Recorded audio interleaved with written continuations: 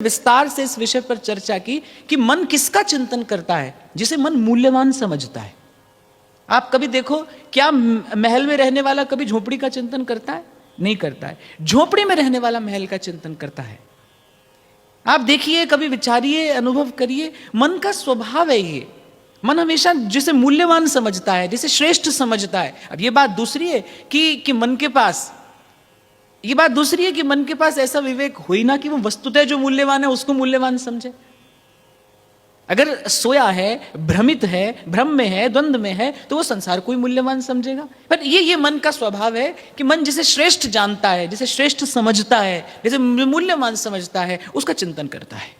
तो जो कहते हैं कि मोह भागे बिना मुक्ति ना मिलेगी, और मुक्ति बिन नहीं अनुराग जागे, बिना मोह के दूर हुए, बिना संसार के वास्तविक स्वरूप का ज्ञान हुए, संसार के चिंतन से मुक्ति नहीं मिलेगी। आप कितना भी माला जपो, आप कितना भी साधन करने का प्रयास करो, पर जब तक आपको खबर नहीं पड़ेगी ना कि संसार असार है।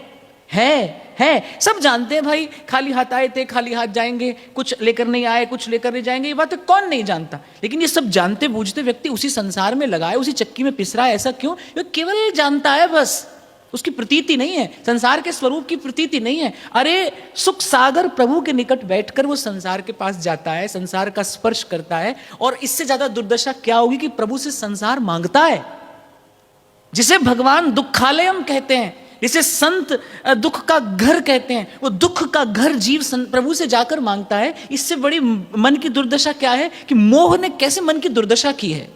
इसी मोह से छूटने की बात कर रहे हैं, इसी मोह से मुक्ति की बात श्री पलटू साहब कहते हैं कि मोह भागे बिना मुक्ति ना मिलेगी। अर्थात जब तक ये भ्रम दूर नहीं होगा, और इस भ्रम को दूर करने की, संसार के स्वरूप को वस्तुतः देखने की युक्ति क्या है? गुरुपद रज मृदु मंजुल अंजन नयन अमीय दृग्दोष विभंजन। गुरु कृपा से जब बोध हो जाता है संसार के स्वरूप का। और एक बात और जो मैंने विशेष बल देकर कही थी कि संसार के स्वरूप का बोध होते फिर क्या करना है? कुछ करना नहीं है, ना तो इससे लड़ना झगड़ना है, ना इससे उलझना है, और ना कहीं भाग कर जाना है। बस केवल समझ लेना है कि हाँ भाई ऐसा है संसार। और जैसे ही मन को खबर पड़ जाएगी ना कि यह सार है, इसका कोई मोल नहीं है, फिर वो सार वस्तु को खोजेगा, क्योंकि मन को कुछ तो चाहिए, मन को कोई आधार तो चाहिए। और फिर कौन मिलेगा? भजवे को दोई सुघर कह हरिदास। फिर कह रहे इस मोह से मुक्ति होगी, क्योंकि इस मुक्ति के बिना प्रभु से अनुराग नहीं होगा। जैसे मन मूल्यवान और श्रेष्ठ जिसे समझता है उसका चिंतन करता है, ऐसे मन का एक और गुणधर्म भी है कि मन कभी एक समय दो स्थान पर नहीं रह सकता। या तो मन में संसार ही है, और या फिर मन में प्रभु ही है। या तो मन में जगत है, या फिर मन में जगदीश है। आप सोचो कि थोड़ा सा संसार कर लेते हैं, थोड़ा सा भजन कर लेते हैं, और सबकी, आपकी, मेरी, हम सबकी अभी यही दशा है। लेकिन मैं एक बात आपको स्पष्ट रूप से कह दूं कि जब तक ऐसी दशा है कि आपको, हमें लगता है कि मन में संसार भी है और मन में प्रभु भी हैं, ये भ्रम है संसार ही। क्योंकि प्रभु के साथ संसार नहीं रहता, संसार के साथ प्रभु नहीं रहते। इसी बात श्री गोस्वामी जी कहते हैं, जहां राम तहां काम नहीं, और जहां काम नहीं राम। ध्रुवदास जी कहते हैं, जेहि तन वन गरजत रहे अद्भुत के हरि प्रेम। वहां पर फिर उसके अतिरिक्त कोई दूसरा भाव नहीं रह सकता। तो जब तक हृदय की दशा ये है कि भजन भी है और संसार का चिंतन भी है, यही मानकर आगे बढ़ना चाहिए, यही मानकर पुरुषार्थ करना चाहिए कि अभी मन में केवल संसार ही है, कुछ और नहीं, कुछ इससे अधिक नहीं। तो मोह दूर होते ही, अर्थात संसार के स्वरूप से जो आसक्ति, आकर्षण, प्रीति आपने मैंने बांध ली है, ये मोह जनित है। इस मोह से मुक्ति मिलते ही प्रभु के प्रति अनुराग जगेगा। फिर कहते हैं, मुक्ति बिन नहीं अनुराग जागे, और बिना अनुराग के भक्ति नहीं होएगी। बिना प्रेम के, बिना चित्त के द्रवीभूत हुए वो भगवत भाव सुख नहीं देगा। फिर कहते हैं, बिना अनुराग के भक्ति नहीं होएगी, और भक्ति बिन प्रेम उड़ना ही जागे। बिना भक्ति के वो जो दशधा लक्षण है, वो जो प्रेम लक्षणा भाव है, वो प्राप्त नहीं होगा। और फिर कहते हैं, प्रेम बिना राम नहीं, क्योंकि राम ही केवल प्रेम प्यारा, जान लेहु सो जानन हारा। मानस में सार की बात कह दी उन्होंने, बोले राम ही केवल प्रेम प्यारा, जान लेहु सो जानन हारा। बहुत सारी भावनाएं होती हैं जीवन में, श्रद्धा है, आदर है, विश्वास है, मित्रता है, वात्सल्य है, बहुत सारे भाव हैं जीवन में, पर प्रेम के योग्य केवल प्रभु हैं।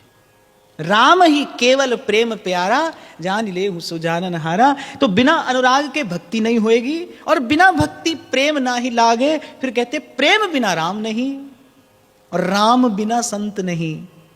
तो इसीलिए जहां से आरंभ किया, बिना सत्संग ना कथा हरि नाम की, कह रहे हमको वहीं से आरंभ करना है। प्रभु वही प्रसाद दीजिए, क्योंकि प्रेम बिना राम नहीं, राम बिना संत नहीं। पलटू सत्संग वरदान मांगे, बार बार वर मांगी हो, हर्षि देहूं श्रीरंग। पद सरोज अनपायनी, भक्ति सदा सत्संग। ये चर्चा मैंने इसलिए की कि मोह, अनुराग, प्रेम, भ्रम, द्वंद्व, इन सब शब्दों को हम अपने जीवन में सुनते भी रहते हैं, कहते भी रहते हैं, लेकिन कभी इनके निकट जाकर इनका चिंतन करके इनके वास्तविक स्वरूप को जानने का प्रयास नहीं करते। मानस की चौपाई पढ़ लेते हैं, मोह निशा सब सोवन हारा, पर वो कैसी मोह की रात्रि है, वो कैसा मोह का अंधकार है, वो कैसी मोह की निद्रा है, इसको जानने का प्रयास अवश्य करना चाहिए। क्या होता है मोह? भ्रम होता है। पूर्व में हमने चर्चा की थी, जो है सो दिसत नहीं, जो दिसत सो नहीं, यही मोह है। और यही दशा है जीव की अनेक अनेक जन्मों से। कबीर जी के शब्द मैंने आपको कहे थे, वो कहते नारंगी को रंगी कहे, ये जीव की दुर्दशा है। नारंगी को रंगी कहे, खरे दूध को खोया, जो भीतर बाहर रमा है, जो भीतर बाहर समाया है, जिससे एक क्षण के लिए भी वियोग नहीं हो सकता।